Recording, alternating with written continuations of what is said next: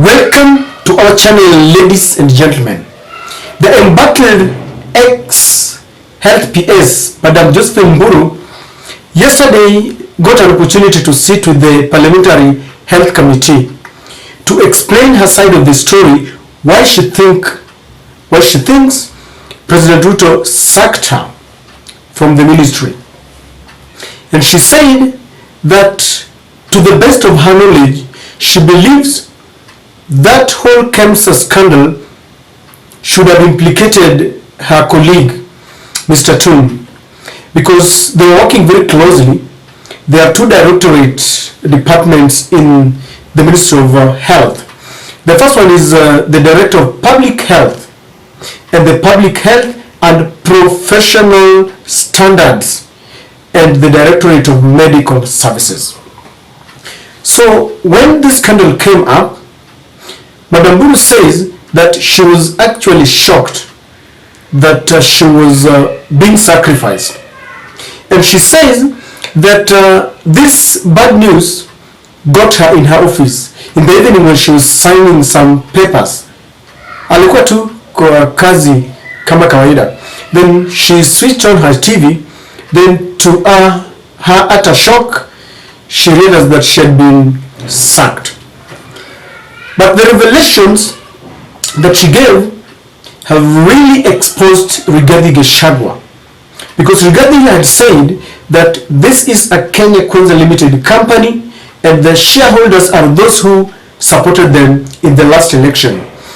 There has been an outcry that this government is only employing two major communities, the communities of the Kalenjin and the Kikuyu communities, who have a lion's share of state appointments.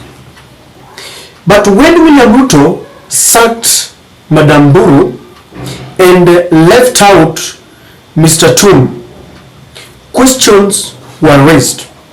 This is what Madam Josephine said.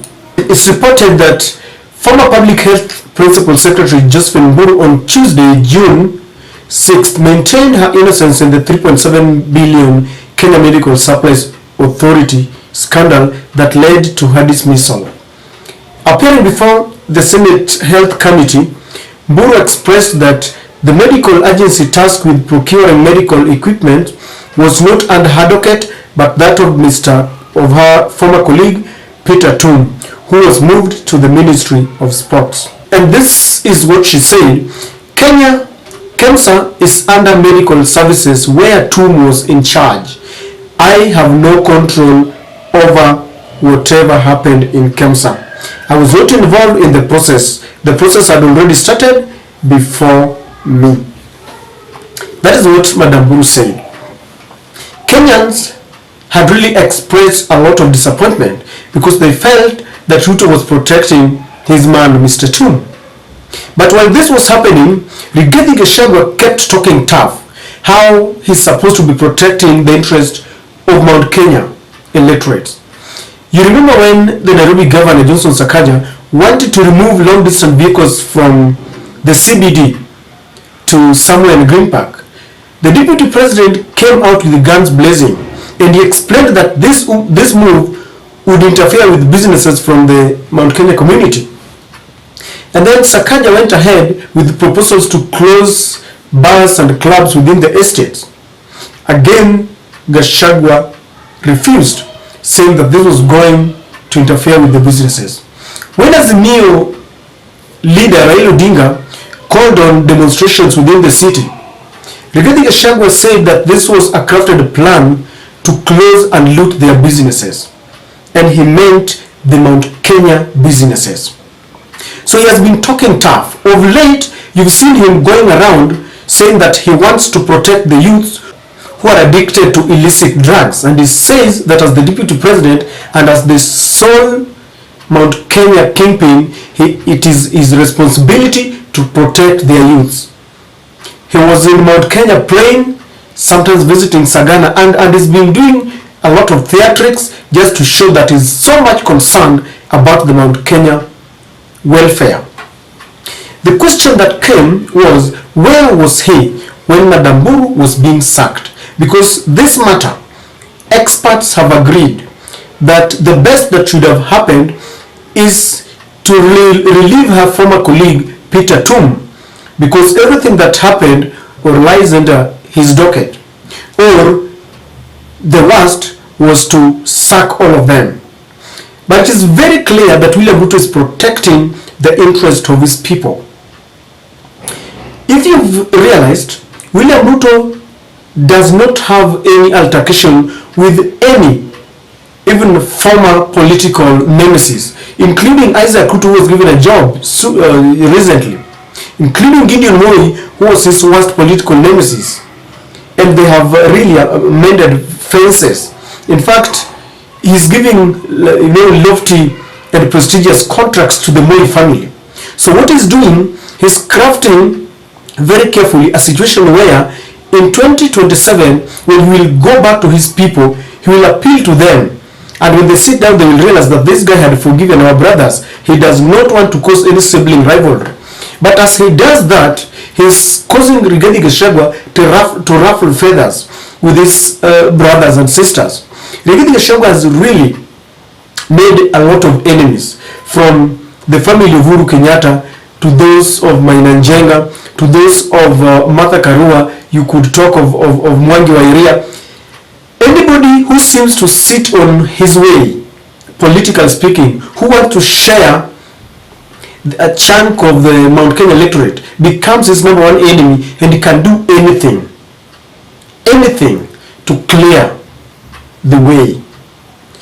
So you see a crafted plan where Rigathi Gachagua is in constant battle and fighting with everyone from Mount Kenya, and he does not spare them. But you don't really see the noises from Rift Valley. And this is the reason why I'm telling you that William Ruto is ahead of the game. He protected Peter Tum, but Mburu is now going out, yet Gachagua was supposed to talk on her behalf. He would have called his boss, sat down with him to iron out differences. Because if this starts like this, it means he will not have his people in the ministries. The other day it was revealed that in the current parastatals, William Ruto has appointed 32 Kalenjins. This is a very delicate topic, because when we talk of Kalenjins, I'm not insinuating that all Kalenjins really feel good in this government. The pangs of hunger and drought is felt by all. And I've always maintained that there are only two tribes, the rich and the poor. But in this sense, William Ruto is ahead of the game. He is appointing Kalenjins, and Rigathi Gachagua is making noise outside here. When they say that this is a Kenya Kwanza company, it seems this is an animal farm where some animals are more equal than others. And in this sense, Kalenjins are more equal than the Kikuyus. It is not only that. In every ministry that is being headed by a Kikuyu, experts say that in every ministry that is headed by Kikuyu, William Ruto has strategically and intentionally placed a Kalenjin PS to act as a spy. And this is why I'm telling you that Rigathi Gachagua is not careful. He's busy making noise. He's busy ranting. But William Ruto is busy fixing things here and there economically.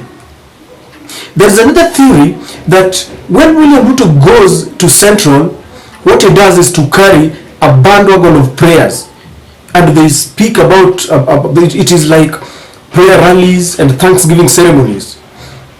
And Rigathi Gachagua is given a chance to launch an onslaught against Raila and the opposition. And that is all by the end of the day. But when he goes to other places, he promises, he launches several prestigious projects. Like when he went to Western, including an airstrip. And this is the reason why I'm telling you that many people look at Rigathi Gachagua as a weakling. And he's blindfolded, he cannot understand what is going on. If Mburu goes out, the person to blame is Rigathi Gachagua. While he says that it is his responsibility to fight and take care of the interest of his people, it is true because they have bragged that this is their company. And I'm not in any way saying that this is supposed to be a two-community affair. All of us are taxpayers. I'm looking at it in the context of the bragging right that Rigathi Gachagua has always had, that he represents Mount Kenya. That is how I look at it. And I'm not again saying that if someone is corrupt or is involved in any erroneous scandal, then he should be protected. No. I'm just saying that Rigathi Gachagua should make good threats to go ahead and confront his boss about what is going on in the Ministry of Health. Because Madam Mburu was saying that she's looking forward to sitting down with the president, sitting down with the PS, sitting down with the relevant authorities to explain her side of the story. Because from where she sits, she believes she's very innocent. And she says that she believes she will be vindicated one day. But then, in this government, you will realize that Rigathi Gachagua does not have a say. He will make noise in the rallies, in the churches, issue threats, but it will be tantamount to nothing. He should be very careful, because William Ruto is very crafty. He will utilize and exploit Rigathi's weakness. What is the weakness here? Very much obsessed about 2027. So he will be given some bait. Anytime he wants to settle, William Ruto will be pointing at somebody who is supposed to be an enemy.